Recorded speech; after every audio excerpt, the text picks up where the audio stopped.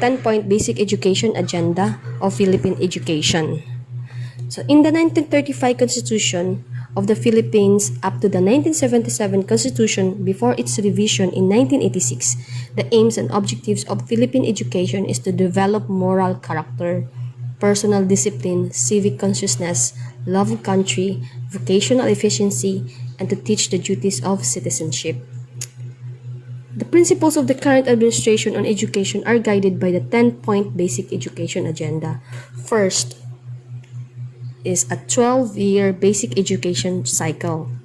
The K-12 program covers kindergarten and 12 years of basic education, 6 years of primary education, 4 years of junior high school, and 2 years of senior high school to provide sufficient time for mastery of concepts and skills, develop lifelong learners, and prepare graduates for tertiary education, middle-level skills development, employment, and entrepreneurship. The second point, basic agenda, is the universal kindergarten. The kindergarten curriculum adopts a thematic approach focused on the following domains: values education, physical health and motor development, social and emotional development, cognitive development, creative arts, language and readiness for reading and writing and language, literacy and communications. The third point, basic agenda of education, is to establish the Madrasa Education as a subsystem in the current education system. The kindergarten madrasa curriculum has been developed and started piloted in selected schools in August 2011. The refined elementary madrasa curriculum REMC being implemented in school year 2011-2012, and the instructional learning materials are being produced. Prior to this, the DepEd has already established indigenous people education, madrasa education, and special education, the circumstances and diversity of learners. The fourth point agenda of Philippine education is the reintroduced technical and vocational education in public high schools.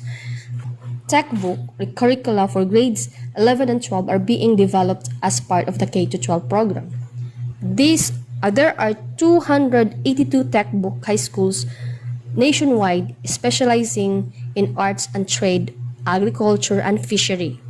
Half our high school graduates want to work upon graduation but do not have enough technical education. We need to provide an education alternative to better prepare students for the world of work. Technical vocational education must be reintroduced in our public schools with trade test and skills rating, TESDA, or other acceptable work standards as the final examination for students looking at high school as their terminal course. One of the major developments and challenges for the Philippines is to prepare the youth aged 15 to 24 for the workforce. The country is still facing low education, high dropouts, and unemployment, particularly among the youth. Technical and vocational education and training, TVET, is the post-secondary education sector, providing non-credit technical middle-level skills training to produce skilled workers. The Technical Education and Skills Development Authority, TESDA, provides national leadership for the TVET system by implementing competency-based curriculum standards, training regulations, and assessment and certification process to ensure a high-quality TVET delivery throughout the country. With the country's recent shift to K-12 compulsory education, TVET education is integrated into senior high school and to produce high school graduates with employable skills. Those who do not choose to enter higher education after high school often choose TVET to earn national certificate from TESDA.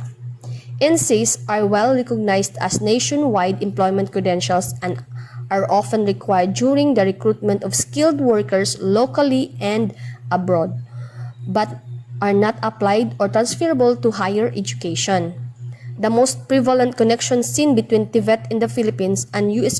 community colleges through non-credit education.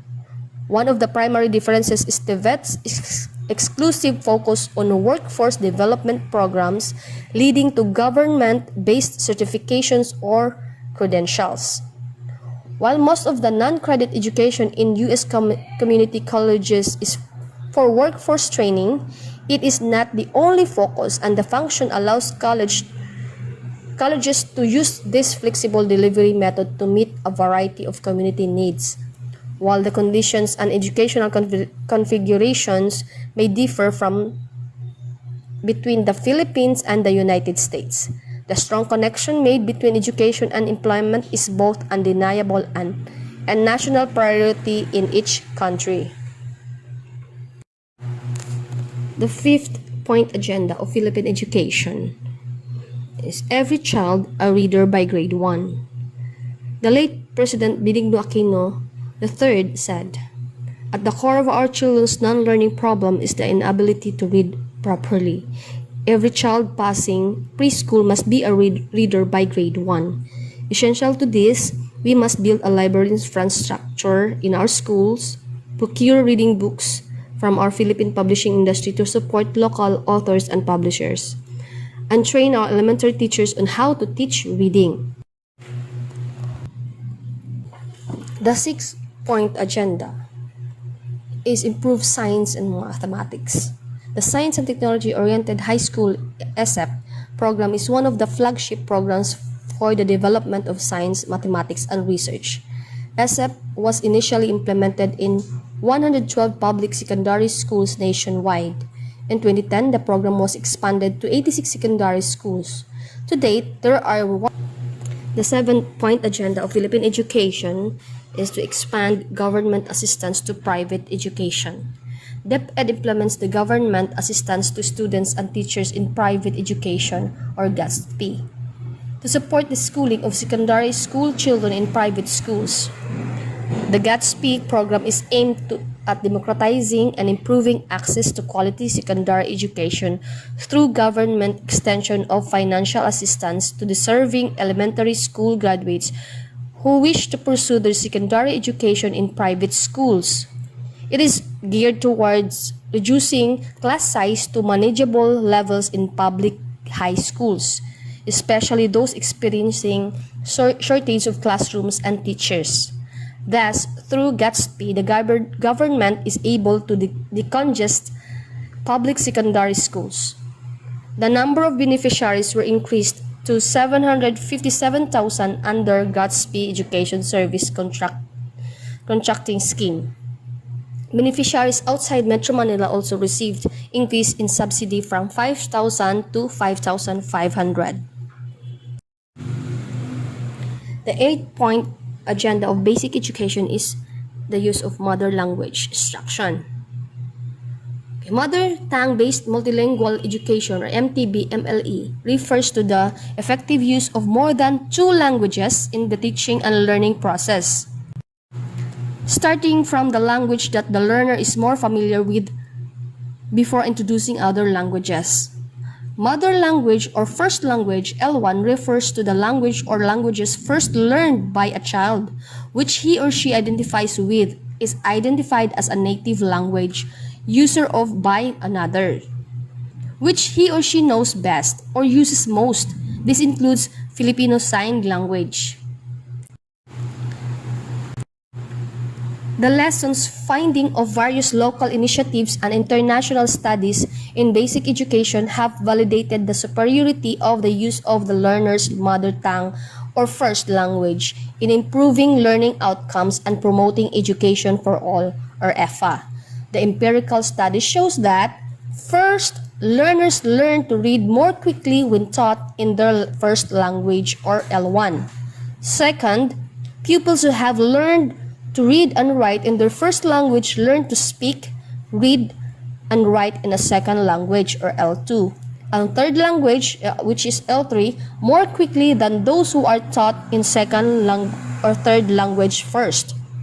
And third, in terms of cognitive development and its effects in other academic areas, pupils taught to read and write in their first language acquire such as competencies more quickly. Students are able to learn best through their first language, their mother tongue. 12 mother tongue languages have been introduced for school year 2012-2013.